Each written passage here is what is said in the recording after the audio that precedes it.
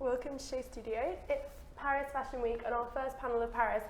And we're going to be talking about the Jacquemus show, which is interesting because it's quite rare that we do a panel about kind of a young brand in Paris. I think when you think of Paris, you do think a lot of the kind of really big, really established, super luxury houses. Then, of course, some of the more avant-garde designers, Comme des Garçons, Junior Watanabe, Yohji Yamamoto, but you definitely think kind of establishment.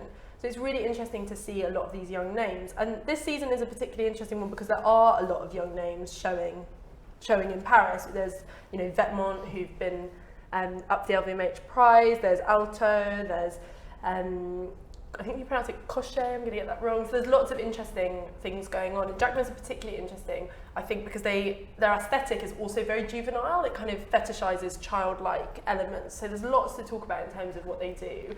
I've got a great set of panelists with me, so I'm going to start laughing again. Calm down, who will help me sort of unpick what's going on in Paris. But before we kind of kick off our discussions, I'll let you guys introduce yourselves, starting with you, Mimma. Hello, I'm Mimma Viglezio, and I'm a consultant and also the editor-in-chief of Lula magazine. Hello, I'm Dal Chodha, I'm a fashion writer. Hi, my name is Anastasiia and I work for the Calvert Journal. It's a magazine about contemporary culture from the post-communist world, and I also write freelance for IG Dazed and other places. God, look at you, you're more impressive than these guys. I feel like I understand. That is very true.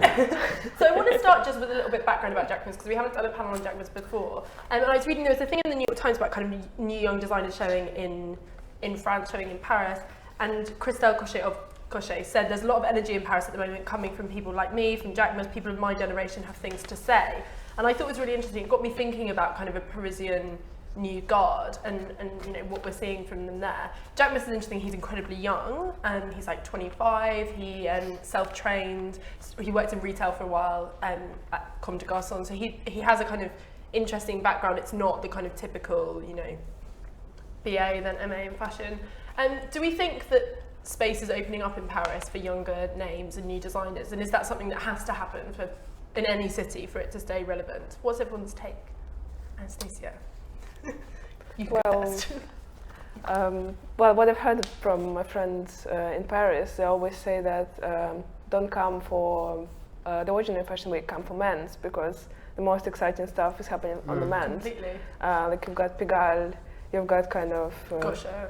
You've got Gosha showing there, exactly. So you've got this kind of really young, really vibrant crowd of the best parties. So I think Jacquemus is actually probably, apart from Vetements as well, probably, but Vetements kind of not really womenswear that much. It's sort of in between, right? Yeah. So I think Jacquemus is the only one who gets mentioned alongside this like menswear brands really as something really new and really fresh.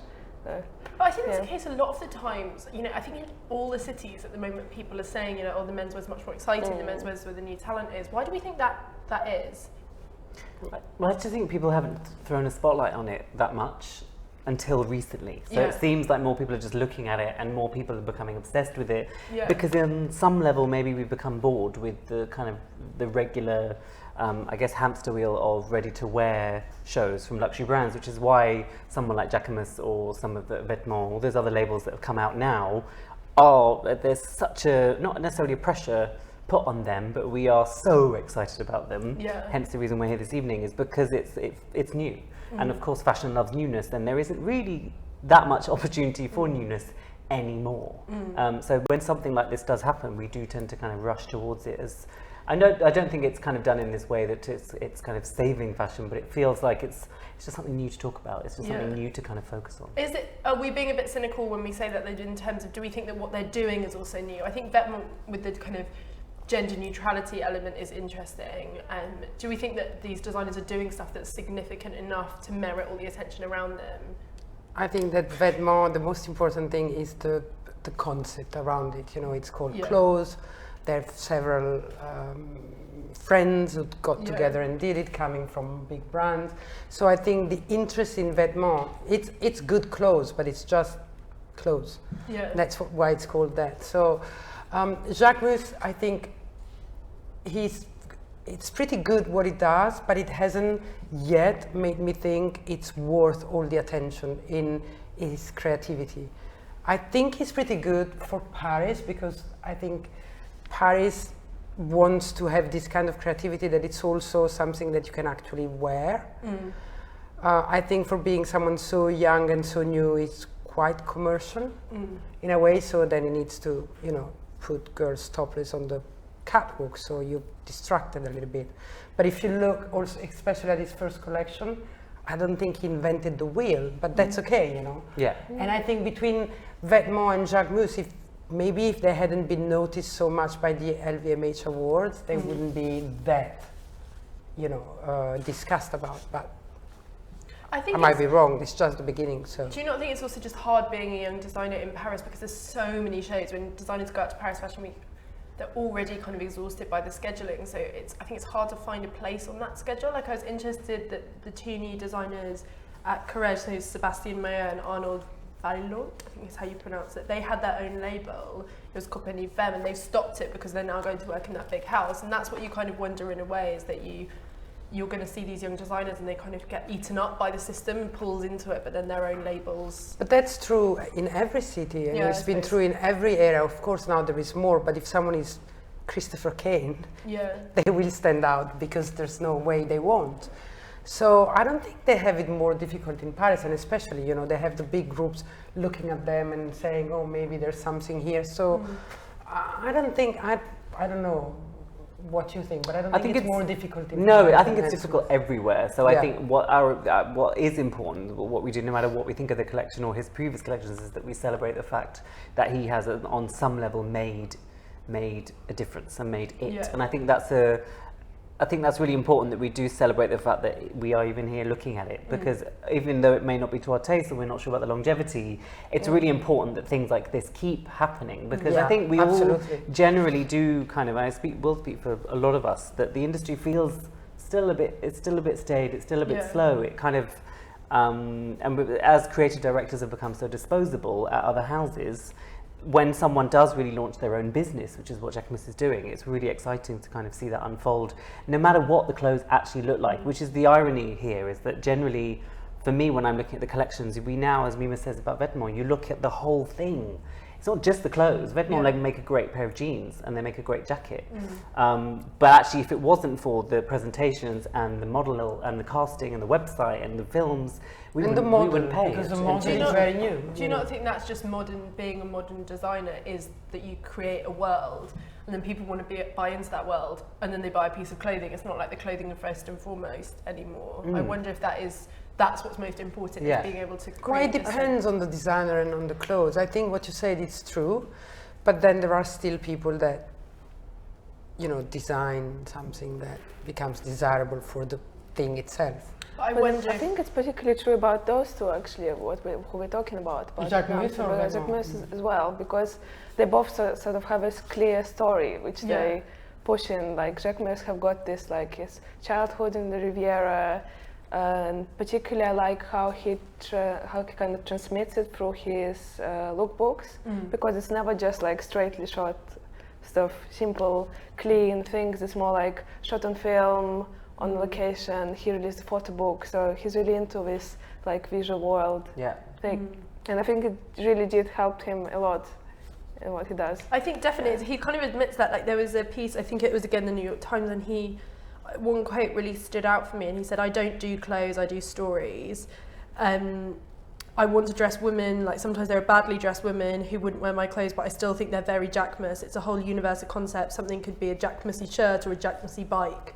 And I think that's quite interesting, because it's kind of acknowledging that it's not about the precision of the garment. It is more about like this like sensibility, or this kind of like, you know, that's a bit Jacquemus, that's a bit this. And I think that's quite interesting. I think the way that, I wonder if it's tied to this kind of phenomenon of the self-made designer. I think about this maybe because I interviewed public school today, and they're kind of a similar thing. They both didn't train in design, and it is kind of about ethos and this spirit, and like I wonder if that's kind of an interesting aspect of fashion. These it's designers. also about styling, and lots of designers that are kind of considered great or are celebrated internationally as, you know, the inside information is that, of course, there's a great stylist behind them who is really telling them what the reference should be and how things should look. And I think we've gone past that kind of desire for a designer to actually know how to cut a piece of cloth and to know how something's going to work on a shoulder. And that in a way is a shame, but I think we cannot be too romantic about that. But the new vision of a designer,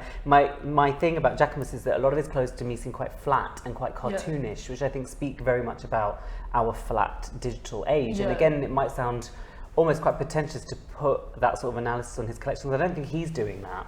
But I think it says a lot. You can tell basically that he's not been to design school. You can tell he's not been educated in the human figure or the woman or the woman's body, because there's something really flat and quite sort of fashion wheel about this. You know, we played fashion wheel as a kid. It feels very cut and paste and it very much he speaks very much to, I think, his peers. But I have nothing against the fact that someone is not a designer, as you say, you know, who knows how to cut cloth and or has a vision as, you know, the designer with a capital D. I have nothing against that, and I love the fact that they sell, you know, a philosophy, a vision, whatever.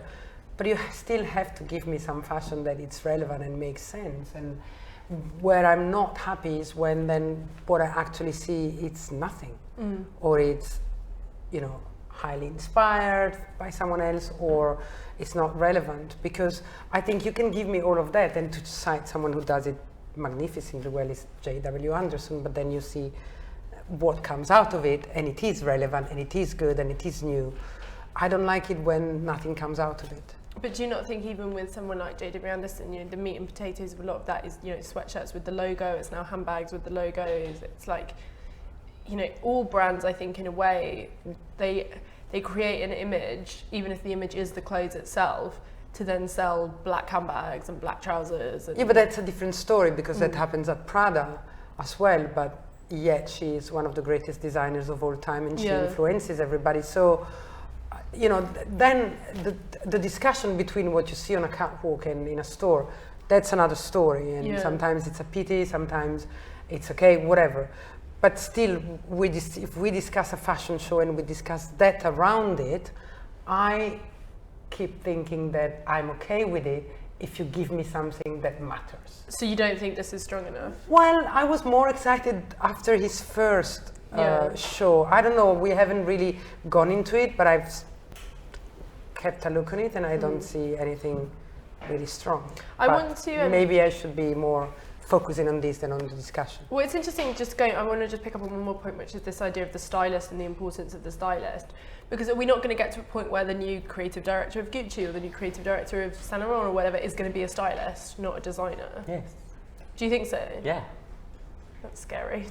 I don't think so, not for everybody. Not for everybody, but No, I think a lot of places are we're all influenced by the people we surround ourselves with. Yeah. That's a given, and that's fine. But I think there are lots of people that are very clever at surrounding themselves with the right people, which kind of adds a leg up to their vision and their brand and whatever I agree with that, but they do. She asked you something different and you said yes. You said they're going to be just because sooner or later you don't necessarily need that designer anymore, because... Oh, no. Yeah. I hope not. I think it's highly possible. I hope not, but I do think it's quite possible. You look at people like Kate Phelan going into Vogue and being, I think it's Kate Phelan, the fashion director of Topshop. So she's talking to the design team. And I have worked with stylists before and with designers and been a conduit between the two, and the stylist will say, we need those tops in maybe this fabric, this is going to work, and the designer makes them. I know, but not every designer is like that, because I think when you think what Karen Roitfeld did with Tom Ford or what Marie-Amélie Sauvé does with Nicolas Ghesquière, I mean, that's fantastic. It's a fantastic team. Yeah. She brings up the best in him, or she inspires him, but he's still a designer. Yes, but there are many other brands where there is space for just a... But not this isn't across the industry, not everybody, exactly. But I definitely think that there'll be brands that could be... Well, there are lots of designers, let's be honest, that aren't designers. Well, that's kind of why I asked, because he's a self-made designer. They're not designers, they are stylists. You know, they kind of work in a very... You know, outfit-driven, look-driven, they put some look together on a catwalk. But you know what you said about the flat world? It's like you create images rather than actual clothes. People consume fashion by looking at the laptop screen mainly, particularly the young generation. So for them, and they don't buy even it through care. the laptop screen as Yeah, well. exactly. So And then they wear it through Instagram. But Never has a real life. You can't fool them for a long time. I think the sustainability or the survival of fashion, even very expensive fashion, it's not that. I think if you're a good designer, that's a different story. I don't ahead think of you. young people care as much about things like fit. I think they care about instant visual impact a lot more. I do think a lot of, like, that's why you saw that huge boom in kind of like slogan t-shirts and things that are quite like, a lot of brands that are very successful are ones that do kind of one really punchy thing really well. It's not about great design, it's about kind of a really cute, interesting idea, like Shrimps, which we always talk about. It was like cool, funny, like beautiful fake fur, really colourful, and those are kind of brands that are doing so well now. And I think it's because they have this immediate punch, but it's not about kind of like a well-rounded, incredibly designed offer. It's more about, and I think that speaks to young people, like they want a funny t-shirt or they want something that's... But you are young people, so what speaks to you? I mean... But I work in fashion, so it's really, really different because but again, I think those young people who you're talking about can only afford that. So the problem is not that they wouldn't like a Christopher Kane perfectly cut dress with, some inventive stuff. They just can't afford it. But I wonder if they did have the money, if that's what they would aspire I'm sure they would. to. People that like fashion. I mean, then there are also not only people that work in fashion, there are people that understand and like fashion and people that don't care.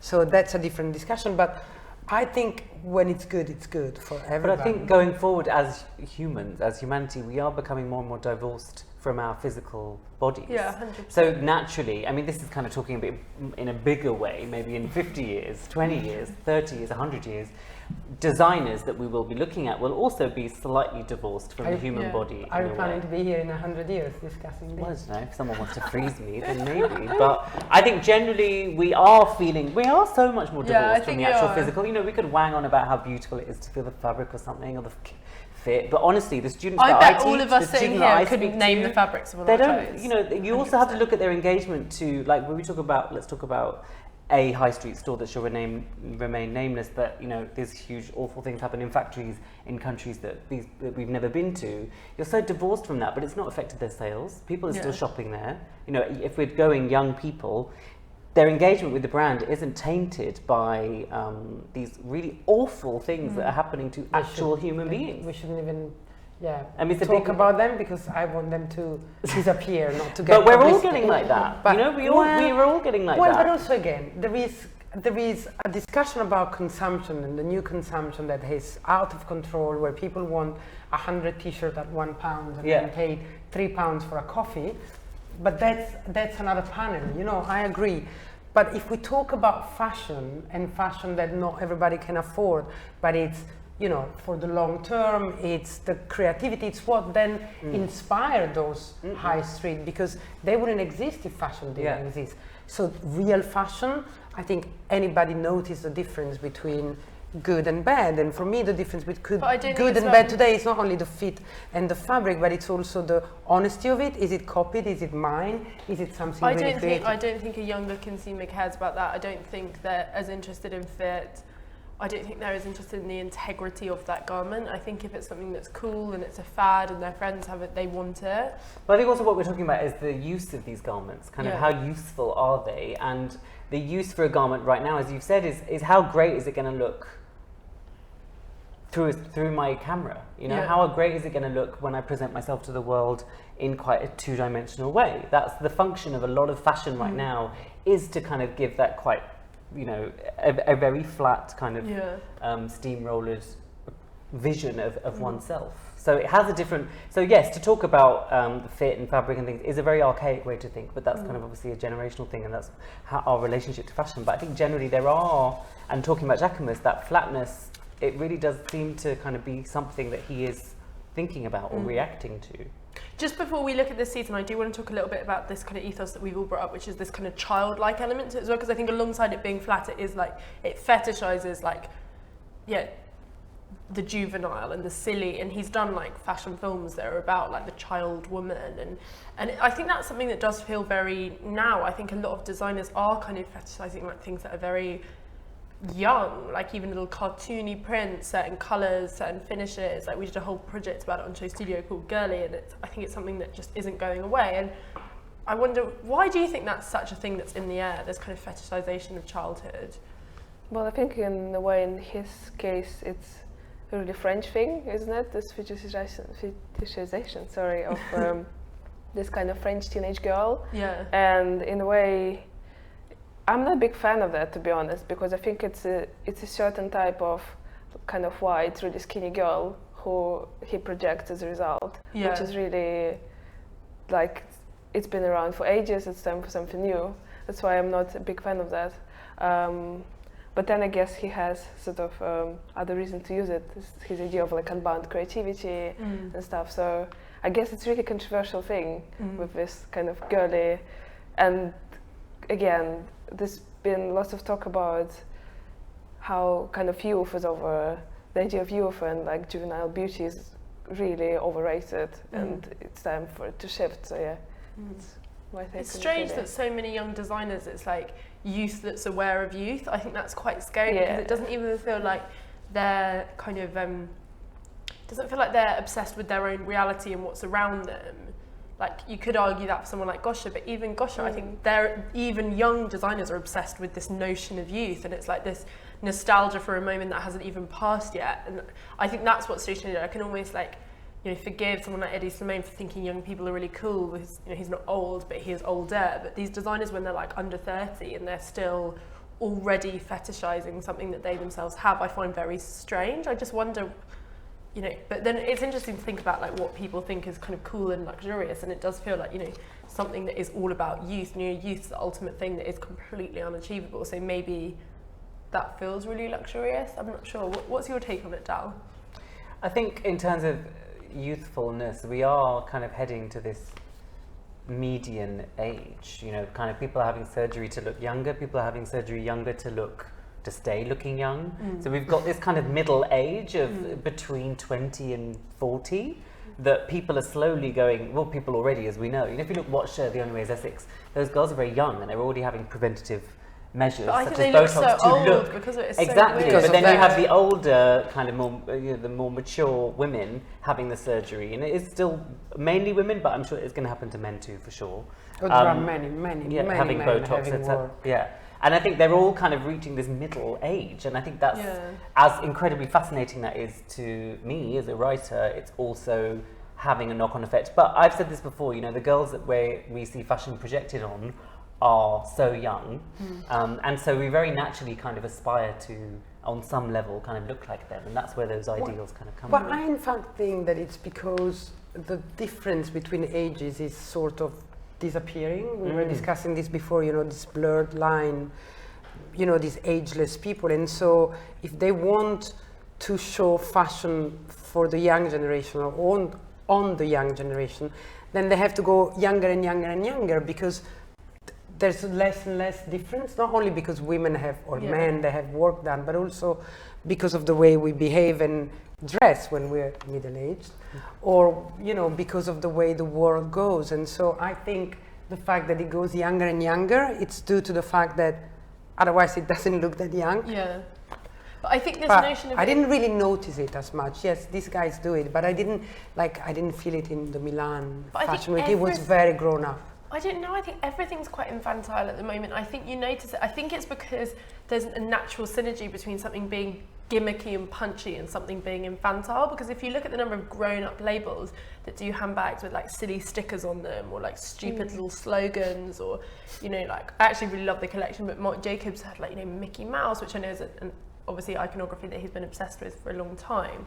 But even elevated labels will do, like Anya Heinmark's a really good example, you know, there's always like slow down, or like no mobile phones, or like, you know, and then you're seeing like, you know, accessories Jeremy brands Scott get incredible, even like ones that seem elevated, like something like Charlotte Olympia, which is all about like these like very childlike motifs. And I'm interested where that kind of, does it come back to this whole web thing and things.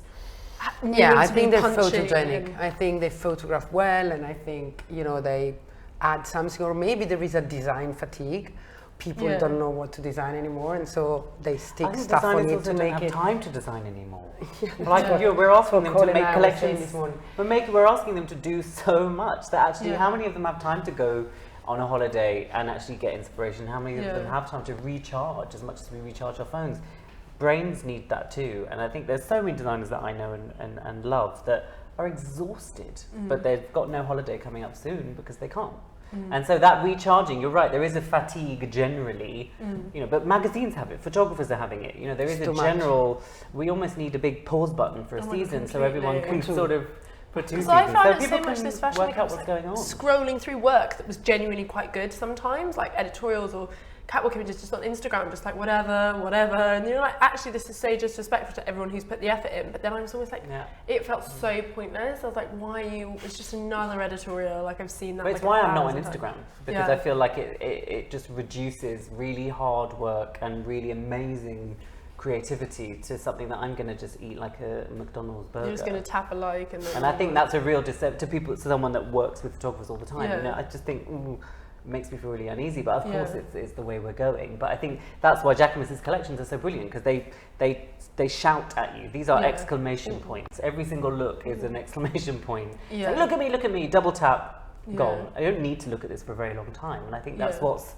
kind of wonderful about it, because when you look at other designers who may be spending longer on fabric techniques or whatever, like those Gucci, all that stuff layered on, you could look at those images of those collections, of those looks for a long time. John Galliano Margiela is a really good example. But you just sort of, whereas something like this is designed for that brain and that physical action of just swiping through it really quickly. He's 25. Yeah. I mean, you couldn't be more native of that. Yeah. He'll have grown up completely with the internet as well. Well, he'll have got it when he was like, what, 12 I mean, that's what I call it. He just, so that's it, it's the velocity of it, the speed, probably better word, or whatever, but I think, I'm not sure that I saw the show, or I saw the show of the previous season before, because it reminded me, so we haven't seen it, so I can't comment on it. We can start, why don't we start talking about the show now? Just to give a bit of background on the show, it's entitled Le Nez Rouge, which means, can we just stay on the first look for a bit, which is the red nose. And as part of the set, it started with a kid who kind of arrived and pushed this big red ball, aka a nose, around the catwalk space. And one other thing to bear in mind with the show is he released I think it was 50 tickets to people who wanted to attend via a ballot, and they could all bring a +1, so it's like effectively 100 spaces for fans of the brand to come. And he said that he'd had over 10,000 requests, which is interesting because it does show this kind of engagement with fashion. What do we think of the red nose symbolism first? We had a discussion before, dear listener. We don't understand it. I personally don't understand it, but maybe we I think it's like a child clown. It's a clown. I think it's a clown. It's childish, as you said. It goes back to what you said before. But maybe if we see the show, we will understand. Maybe we will have a clue in this, apart from the colors so far. Well, it's very French. The color palette is always that French Riviera. That's the French flag. Yeah, exactly. It's literally the French flag. But it's not just the French flag. You also think of things like tablecloths and beachfronts and umbrellas, and that's why it's very. Yeah. Also, I think you brought up that he had no models of color. Yes, previously, I think a couple of seasons ago he had no model. All the models were white. And what I found really fascinating is that because of this huge community, digital community that he really speaks to, because he's big on Tumblr, whatever that sounds like such a ludicrous thing to say, but he's big on Tumblr. And there were loads of kind of Tumblr bloggers just kind of saying, what, this is ridiculous, And I think his comment was something along the lines of effective to the fact that his mother is a big inspiration, and his mother's obviously not of colour.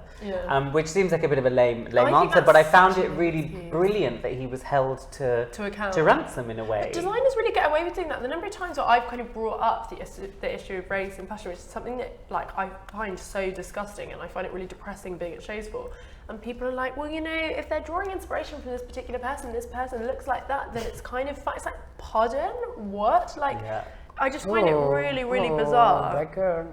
Yeah, a black girl opened the show as well. So he's obviously taken. But he really, I mean, he was really kind of held accountable for that, and that's what I think is also so brilliant about the age that we're living in, is that all of us have so much influence in our pockets. No matter if you even have 10 followers on Twitter, you've got 10 people that are there listening to what you're saying. But then they just block you or ignore you. I do think that is the case. Depending on what you're saying. Gucci didn't have any, and the men's show. Oh, for that, yeah. Didn't have anyone who wasn't white. And I wrote about it in my review, and I was like, no one's really going to say anything, because I was like, I'm sure thousands of people said stuff, but it would be like shouting into a void, because Gucci will just put up a picture of another handbag and keep it going. So we just go back to the double models. That's quite interesting. The kind of two sides of a jacket. It's quite like Margellery though. It's that whole Margiela / Victor Rolf. Yeah, it's very someone has done it before. It's gimmicky. But that's such an Instagram friendly image. Yeah, exactly. You think of that image on Tumblr, and it's like. But also you have to remember a lot of the references that we all think. We say that Margiela, Victor and Rolf. But I think it's interesting how a lot of young designers are using designers where some of their work is pre-internet, because you often see references and you're like, well, that's obviously a reference to this, and then you look for that original reference online and you can't find it. So it's like. That is what's really interesting, is the short memory because of the internet. It's like you can't really mine anything post like 1995. But anything before that is like free game really, because it's not on style.com. You can't find it on Google Images, and I think that's really worrying, in that a lot of young people will look at that and think that's really cool and fresh. Because they've never seen it before. They haven't seen the original. But it has made such a divide. I know there's always the issue of memory, but young people mainly research online, and there's just this wealth of stuff missing, and that's what's really, really scary, I think. Do we like what we're seeing? I'm finding it, I mean, we're on look 10, but it's I need to see more. Uninteresting. Yeah, so what next? It doesn't really evoke much emotion. That's the problem, I think, isn't it? But it's not even, usually I think it's kind of gloriously flat. But this season is just flat. Do you know what I mean? Usually I like how flat it is. For a reason. It's kind of quite funny. But this season it's just like...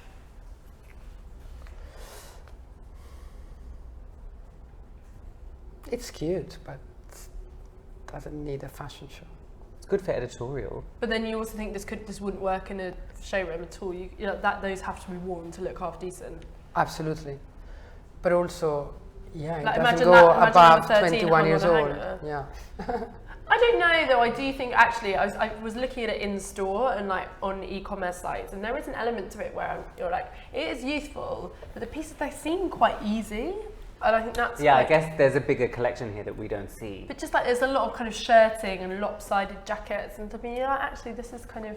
Well, it was the last topic that I wanted to talk about, which was also price point, and I think the price point of this is clever. It's low. And is it low? I have no idea. It's like contemporary. It's Acne prices, and everyone, all these young brands seem to be doing that. They slot themselves in at that lower level. So then, actually, it doesn't matter if they're designing for a 25-year-old, because a 25-year-old can probably buy it. Maybe not a lot of it, but a few pieces. Yeah, it's still not cheap. It's lower, but it's not. It's more achievable. But that's quite smart, because that bridge, between very expensive and high street is very important. I mean, that can cover a big chunk of people. But there's a lot missing in that bracket if you think about it, because even high street, we talk about, there is that side of it that's millions of £1 t-shirts, but things like Whistles, Topshop, Zara, they're expensive as well. You can find pieces in there for a couple of £100. So actually the designers that's kind of coming down to the price level where you're like, actually, if I'm going to buy this from Zara, I could just buy this from Acne or what have you, I think that is starting to happen. So it's quite clever to kind of slot yourself in. Especially that for the same price or 50% more, they sell the original and not the copy. But also it's less of a risk, I think, if you're a designer, if you're trying to get people to buy you, you can be if your price point is just a little bit lower, and I think it's interesting we're talking about the menswear thing, because menswear is just so much less expensive than women's wear, and I think a lot of young designers are really smart. They realise actually if they can slot themselves in at that level, and they're not £1,000 for a dress, that they will get people buying it, because there is a lack of other choice at that price point. So it's I think it's an interesting, because I think we've lost all sense of price being related to quality.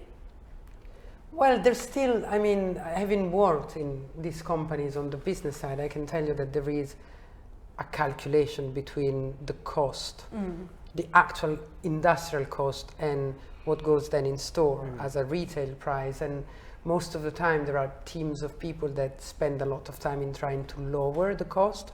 So you can have a designer designing something and then the industrial team says, can you take away a button, or can you please not put that little string in leather, because we're going over what then we can actually sell. So it is true that it's going. I mean, what makes me mad is when there's no reason why it's so expensive. But you see it all the time, like cotton t-shirts for like £3,000. And like, but exactly, that I think it's ridiculous. But then there are other things where I can see where it comes from.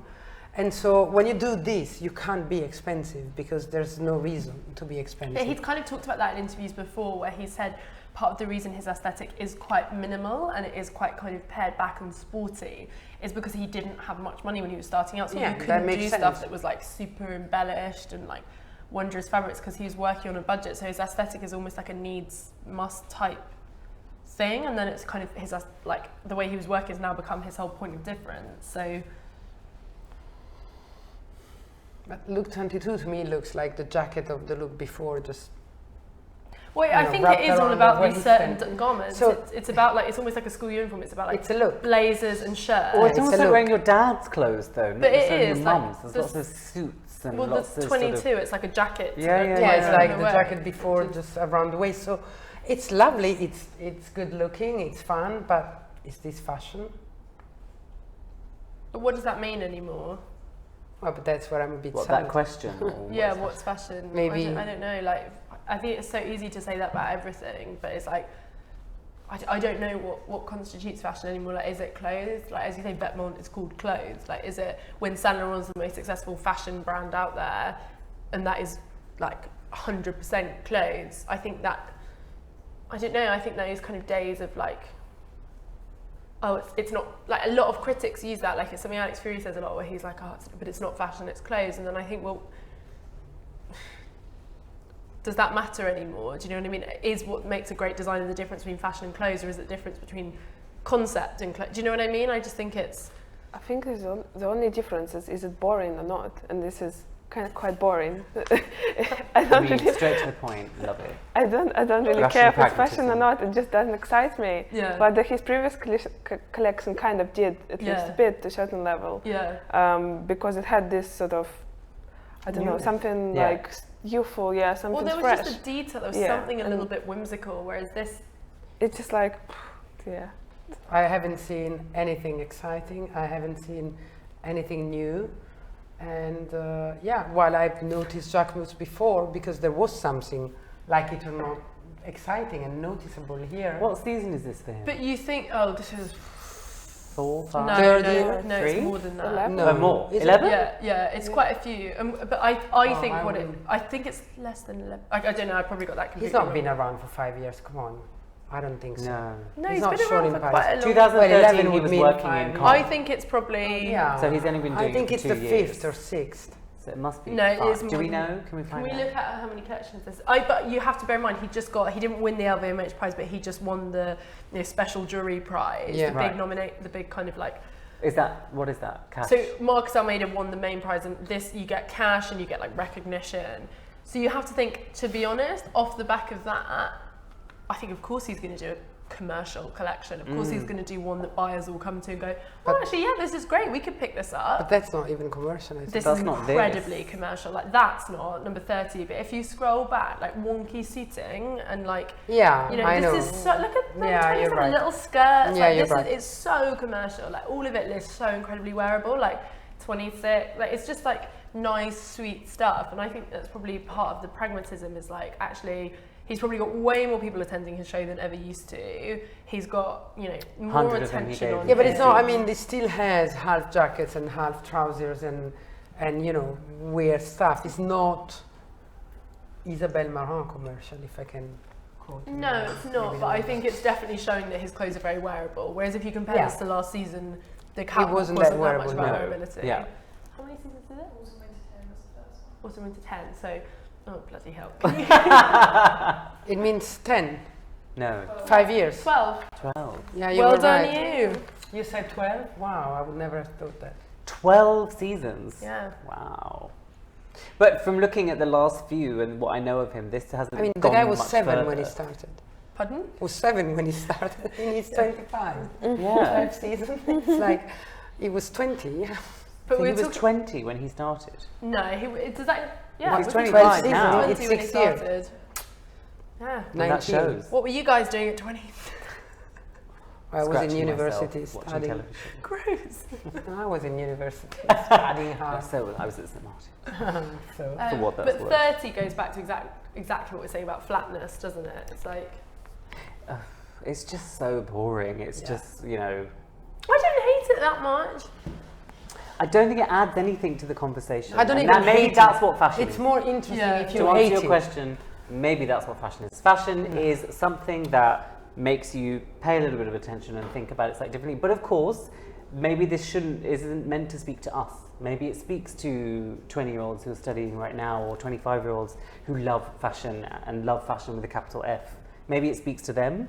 And maybe sometimes, you know, we do a disservice to critiquing collections that might not necessarily be aimed at us or for us. Maybe Yeah. this is meant to go over our heads. Maybe we're really dumb and this is kind of super intellectual and No, really I amazing. see the young people that write to me and I have around me, they're not stupid. No, they're I not mean, stupid, sorry, but this they're... is not fashion. This is a few clothes put together in a funny way, not even that funny. We can't even hate it. I like it when I hate something because at least there's substance to it.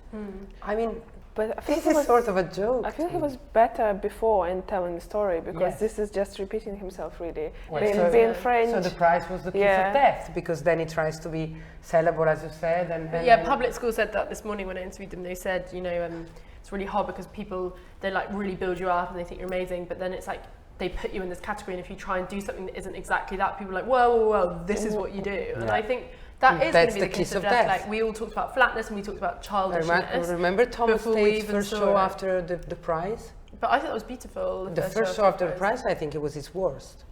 I think with Thomas, it manifested in different ways. I think his stuff just got more expensive looking. But I think with this, it looks like he's completely... Lost it. Well, we said childish flat. This collection is childish flat in French. It's like he's been told that is what you have French to do. it is. I mean, if it's he's been like going for flat. 12 seasons, he's allowed a bad one.